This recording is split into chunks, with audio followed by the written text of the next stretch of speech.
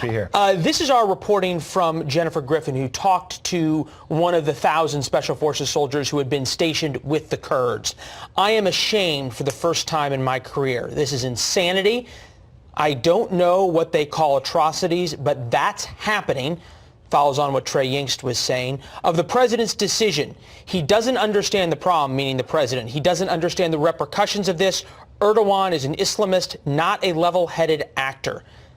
Pretty strong words from a U.S. soldier. Do you share any of his concerns and thoughts? I don't know that the president has a lot of good options here to begin with. And that's what we have to recall, that what you just saw on television, those 50 troops, the American troops that were stationed there, they weren't going to stop that. Oh, come on, Congressman. You and I both know that if the president had said to Erdogan, an attack on U.S. forces is an attack on the United States, and we will deal with it with the swiftest possible repercussions. And Leland, Erdogan would not have launched the attack. I completely agree with you on that note.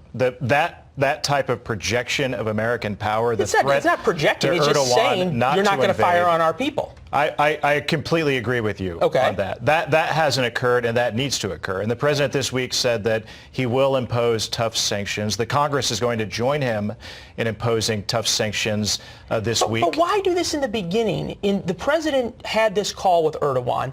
Our reporting is that even his staff had no idea he was going to say, yeah, I'm going to pull U.S. troops back, green-lighting the invasion by Erdogan. There's some reporting that the Turks were even a little taken aback by how easily the president rolled on this.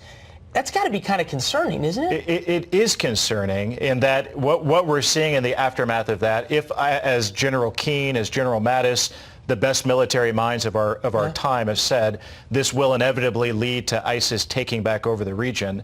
That's what's concerning. What the president has to do here is it's not too late for the president to notify Erdogan, by the way, one of the biggest thugs on the world stage today, that we will retaliate. We won't allow them to move. Do you have any confidence that the president is going to do that?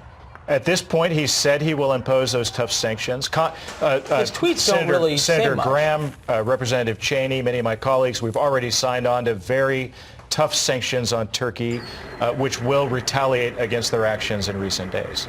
Real quickly, and then we want to get to the stand you've taken about the NBA and China, but you made this point about how dangerous and delicate the situation is. What does this mean for our soldiers in other parts of the world who are telling allies in various countries, from Africa to Southeast Asia, look, the United States is here for you, and then they watch as the U.S. pulls out on the Turks?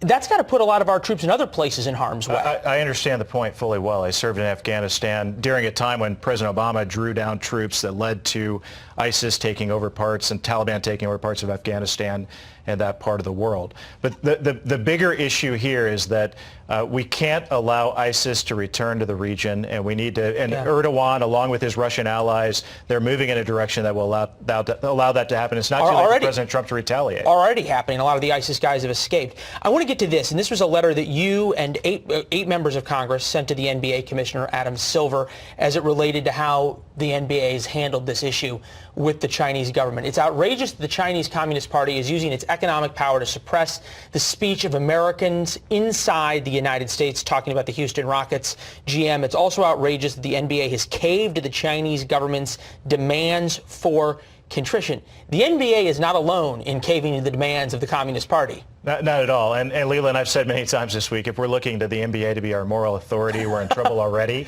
But they told us for a long time they're the moral authority, though, right? This is bigger than the NBA. I mean, this is every big tech company. It's companies like Marriott, companies all across the globe, American companies that succumb all too often to the pressure that the Chinese apply on them in their interests in the United States of America. ESPN, another great example this week of a company that succumbed to that type of pressure. Even Maverick's pilot jacket in the new Top Gun movie. Good to see you, Congressman. We appreciate it, as always. Thanks so much. And now you're back in session. Now we can have real news for the next 2 weeks. That's right. We'll get back to work soon. All right. Thank you.